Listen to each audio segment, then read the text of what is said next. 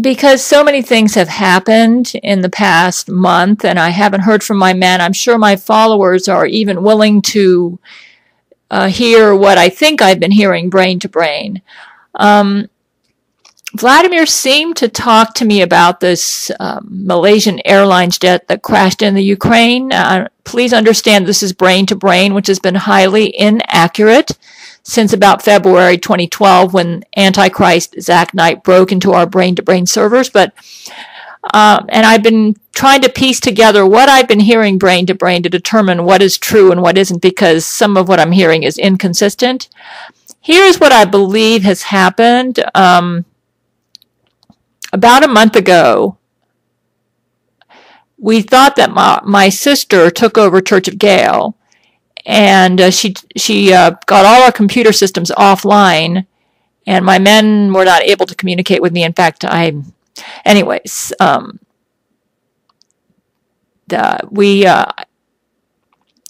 we thought that we had executed her.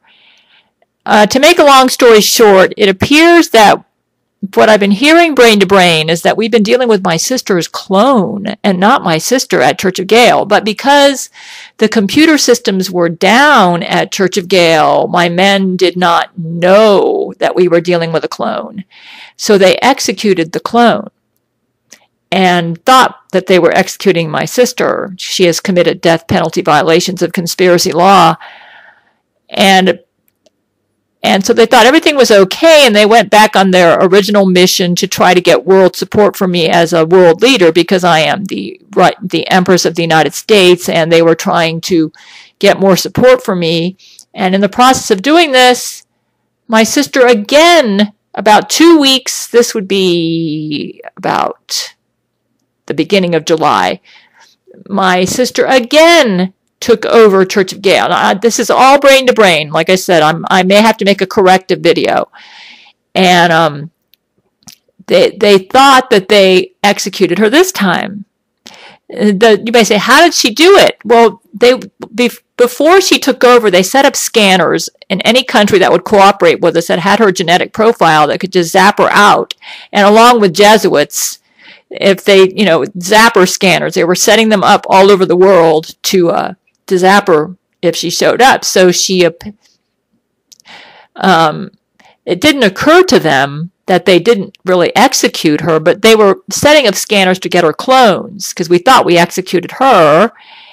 And then it turned out that she took over Church of Gail again, and there was an inner chamber at Church of Gail that we didn't know about, where she'd been hiding, and she came out of there with a traitor from our own nanotechnology research team who turned out to be a Jesuit, and he let her take over Church of Gail again. And that explained why Vladimir was so sad for a while when he was at Nicaragua and Cuba, that video that I made. So we thought we executed her this time. And this time we had scanners set up inside Church of Gail as well as outside Church of Gail to scan her and zap her out if she was anywhere in that vicinity. So this time we thought we got her. And Vladimir Putin was conducting a business meeting. Apparently he was talking to Barack Obama as part of it at his, in his Kremlin headquarters. And while he was in the middle of that, he found out about the downed plane in Ukraine. And Vladimir seemed to tell me, he said, Gail, what we've discovered is that it looks like Jesuits, Chechen rebel, he's had trouble with the Chechens.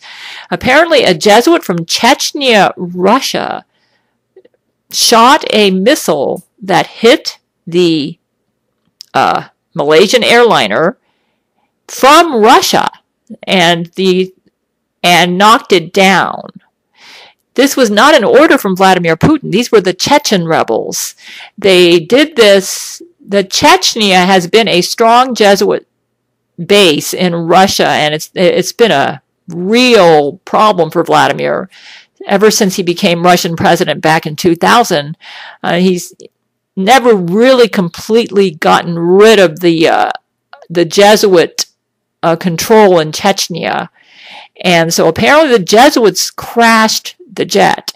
And Vladimir tells me, and they did it using a Chechen, a Russian Chechen, who was I'm sure he's been executed by now, but who was a Jesuit, and who wanted to make it look like Vladimir Putin made the order.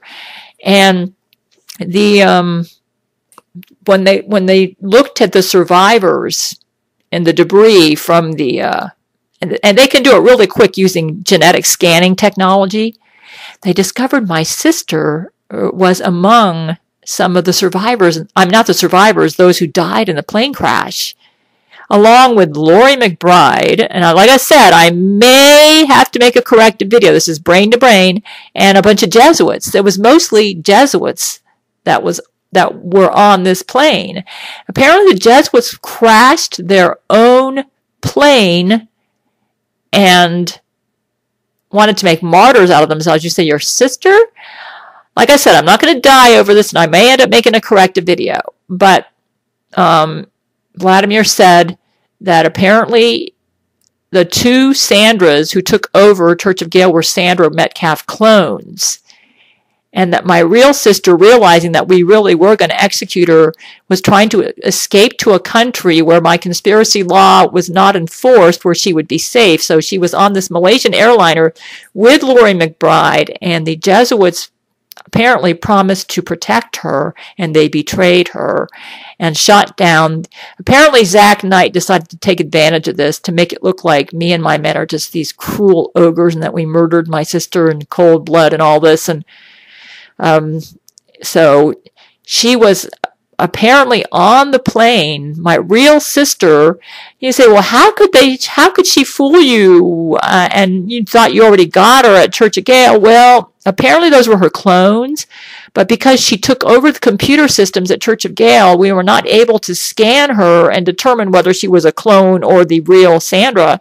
So the Jesuits so basically, if what I'm hearing brain to brain is correct, it was the Jesuits using a Jesuit Sandra Metcalf clone who took over Church of Gail the 2 times that she did. And we shot the Jesuit down thinking we got my sister.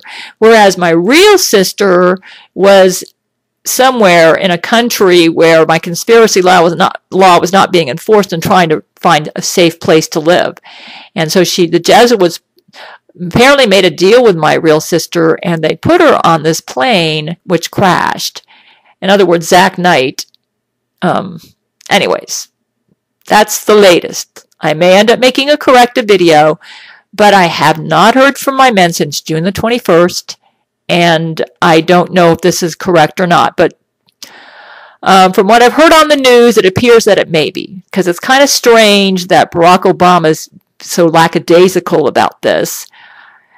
At first, Vladimir Putin was real upset when he heard about the plane crash, because he didn't do it, and the Jesuits did it, and they wanted to make it look like the Ukrainian Russian separatists did it. But when he realized that most of the people on the plane were Jesuits, and that my sister, who's who my men, she's been giving them a really bad time. I mean, she's become a very dangerous criminal. When he realized that, he was actually kind of relieved, I think. So this is what I think is going on, okay? Now, I could be wrong. But Vladimir Putin, when I look at his face, he doesn't look too upset about this plane crash. And neither does Barack Obama. And Barack Obama is our friend. He is helping us to defeat the Jesuits. So my guess is, just, using logic and stuff, is it probably was, maybe the brain-to-brain that I heard from Vladimir is correct, that it was the Jesuits who crashed it, and they killed their own, trying to make martyrs out of them. Like I said, pray for my men. I have not heard from them. I think the reason they can't contact me, their computer systems may be down, or there may be legal cases going on where they're fighting to have the right to execute Jesuits in the countries where conspiracy law is instated, and they have to prove in a court of law that the Jesuits truly are war criminals. And if they contact me because I'm a public person, it could influence the juror vote, so maybe they can't do that. So I don't know. So I'm just letting you know my speculations. Like I said, I could be wrong, but for my fans who, this is a major event, and they're probably wondering, they know Vladimir Putin's on my marriage list, so they're going to think, why is Gail not commenting about this? I mean, she's got to have something to say, and so that's why I'm saying this, okay? I may end up having to make a corrective video. This is all from brain-to-brain communications, which has been woefully inaccurate, but this is what I think is going on, and like I said, I may have to make a correction later.